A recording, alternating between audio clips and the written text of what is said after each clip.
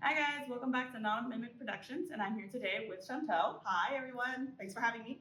This is my actual DM, the one I tell you guys all about. And today we're going to be doing a deep dive on their campaign, Carousel Court, which is one of the first ones I did with you as a DM. Yeah, and it was my first time ever DMing. It was my first ever campaign that I wrote, and I was specifically inspired by you, Shelby. I know I was new to D&D. She was my first DM who introduced me through her Magical Girls campaign. I never played D&D before, but I was like, oh, I know Magical Girls. I know Sailor Moon. So and then I was like head on into it. So give us a summary about what Carousel Court was about.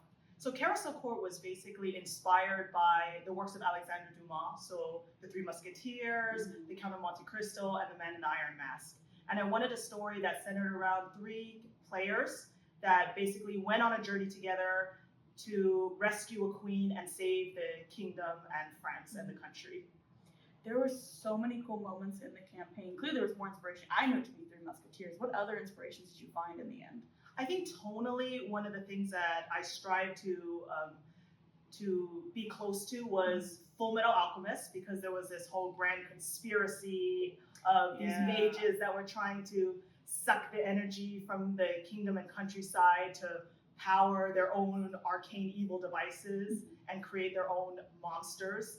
And also, Princess Bride tonally, because I think we had this ragtag group of trio of adventurers that slowly grew to become a close trio and found friends. And I also incorporated a lot of classical music into it. We did have a lot of classical music, which I enjoyed as part of getting us deep into the lore. But speaking of the inspiration, especially the Full Metal Alchemist one, that's a great way to segue into Adrian, which was played by Jaren. Yes. You had a lot to balance with what we wanted as players, but you gave us what we needed as players. Let's start with Adrian. What did he want versus what he needed, which is basically what you gave him. Yeah, so Adrian was our wizard, or at least he seemed to be a wizard. He was actually a sorcerer. Oh, yeah. He was played by Jaren, and he was a character that basically wanted to study and learn knowledge and basically be the best wizard he could be. I already was told by Jaren through his backstory that he is someone that doesn't actually remember his true history. So even though he thought that he was a young, aspiring mage that studied hard, he was actually someone who that evil kingdom government was controlling mentally to absorb all the power from all these countryside homes. So it was part of his journey. His need was that he wanted information, and what his actual true want then was freedom and escape from this control that the authority had over him. And then your character, of course, Ramon, which remind us again about lovely Ramon. Oh god, we did do an episode of Ramon on the other side of the table, but Ramon I had not been playing in such a long time, so I've been a forever DM. We all know how that goes. Ramon was meant to just kind of be fun and silly. I based him on a Zoro rip-off character. Right. And then you took him on such a journey. Right. He ended up going from there's nothing wrong with me to realizing he had flaws and having to accept that he needed people in his life. Exactly. How did you end up crafting that? Because I don't think I gave you too much to go off of. You didn't give me too much. I gave you a silly character and I said, do what you will to him. Right. And I think that was what was needed because our two other characters were so angsty and gritty. And yours was the swashbuckler, which was very needed in a Three Musketeers campaign. We needed a adventure-loving swashbuckler who loves taverns and singing, seducing, having a good time. The ship is still one of my favorites. Oh yeah, when you seduced the pirate captain. Oh, I loved her so much. And I think you introduced Ramon as someone who really had a core identity already. And I think his want for adventure, I challenged with basically what he actually needed in life was to find this family of friends that accepted him. And I think what was most memorable about the campaign is you were like, oh, Ramon has a great relationship with his mother. And one of the things I did as a DM was when I already had set out this campaign and written it, I had this idea for an NPC character that was a woman, a noble woman of the court who was secretly a little shady and working for a revolution, but also was willing to throw her children to the wayside in order to pursue her goals. And I was like, oh, Ramon thinks his mother is wonderful? Oh, bet. And then I basically challenged your idea of this loving mother that Ramon grew up loving and finding an inspiration. And then of twisting it. So even same thing with my father. My father turned Oh, out yeah. horrible as well. Ramon just had every little like aspect he thought was family just shattered to bits. So as a DM, it was really fun to just challenge your own expectations, and with your permission, of course. I think it's something that like a DM and a player really have to have a certain understanding with each other. That like if you are to challenge their backstory in that way. Let's talk about Eros. Yes. Yeah, Eros was Brandon's character, and he was the drunken dwarf who was a paladin. And he was someone who was a soldier of the prior war that France fought against Spain. Oh, yeah. And his what he wanted was he wanted vengeance. He wanted a mission, and what he actually needed was closure. I think it is like I know our whole episode on therapy was a Yes. wild episode where we actually had to sit down and go through our therapeutic needs. Yeah, I had them all drink a potion where they had to be honest with each other, and basically they would keep.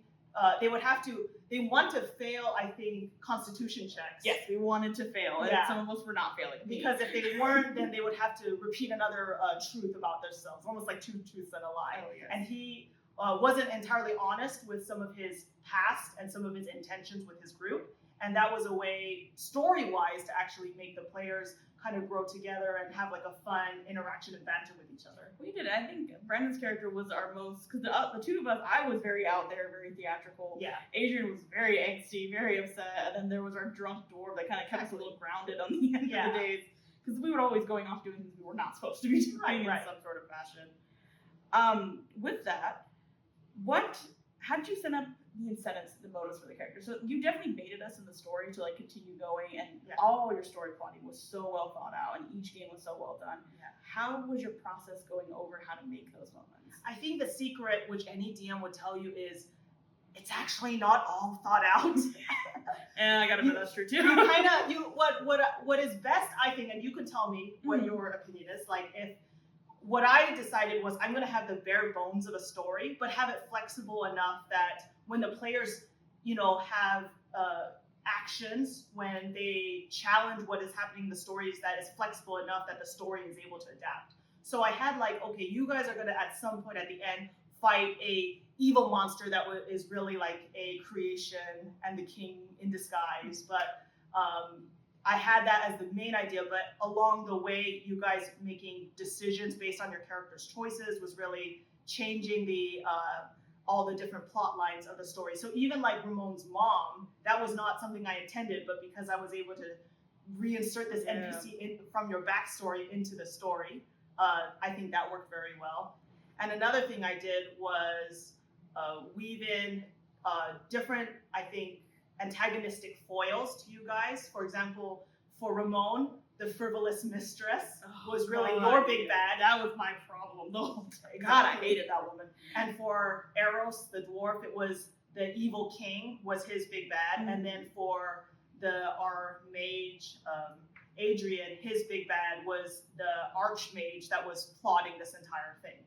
So actually, I had created antagonists to be foils of each of you, and each of the final 3 sessions was basically you guys as a team encountering your antagonistic foil. That did work out because you made such good villains. I hated that woman on site. Yeah. The Marie Antoinette inspired character. Yeah. God, Ramon hated her with every fiber of his Exactly. being. She was the queen's royal court mistress, red tiefling who was a mixture of Madame de Montespan, and her name was actually Madame de Montespan, Yes, she was. and Marie Antoinette. What were your favorite moments? I have my favorite moments. Yeah. What were your favorite moments in this campaign? I think challenging Ramon's perception of his own mother was I think one of my favorite moments. There were so many messed up lines that came from that encounter of me screaming at my mom and then screaming at my friends because I thought they got involved with my mom. Oh yeah. Oh god, I love the prison scene. That was a intense dungeon crawl with no healing. We were going. Did it go as you planned originally? No, because actually I realized when they were in prison how angry the players were. When the archmage was supposed to be in there, I'm like, oh no, they're gonna beat him up on sight. I can't put him in there. So what I did was I took a step back, and then I had you guys fight some soldiers in there and some of the prisoners, because I was like, I can't yet put one of the big bats in there because you guys would. I think murder him on sight based on how angry you guys were that you were in prison. It was a shocking moment to realize how codependent we are. We're on certain things. I was very codependent on the way I looked. Yeah. And our mage character was so codependent on his knowledge that we all felt naked. Exactly. And then we went absolutely feral. And again, if you are new to DMing or if you are an expert at DMing, I think what you guys can do is, so long as your players consent, is challenge and take some things away from them that they really love. Oh, you know, you can give it back to them, but I think that's always funny to see their reaction when you take it away from them. It was like 3 feral raccoons trapped in a barrel. Fighting over a trash bag. All right, we're finishing up right here, but for one last thing, especially to newer DMs, what is your advice on weaving such intricate backstories and bringing them into your main story for newer DMs? Right, I think talking with your players, really deep reading their backstories so that you can weave some of the characters into their backstories as NPCs or villains, and also really looking at what this character seems to need based on their backstory and what they actually want, and challenging that. As a DM as well, as you guys all know, it is important to make sure that you weave your players into your main story. Just like I had so much fun with this, that is the way to make sure all of your players stay attentive into the story and have a good time with you. Yeah, it's collaborative storytelling, they say. Your campaign shouldn't exist in a vacuum. It should adapt with your players. That is a very good point.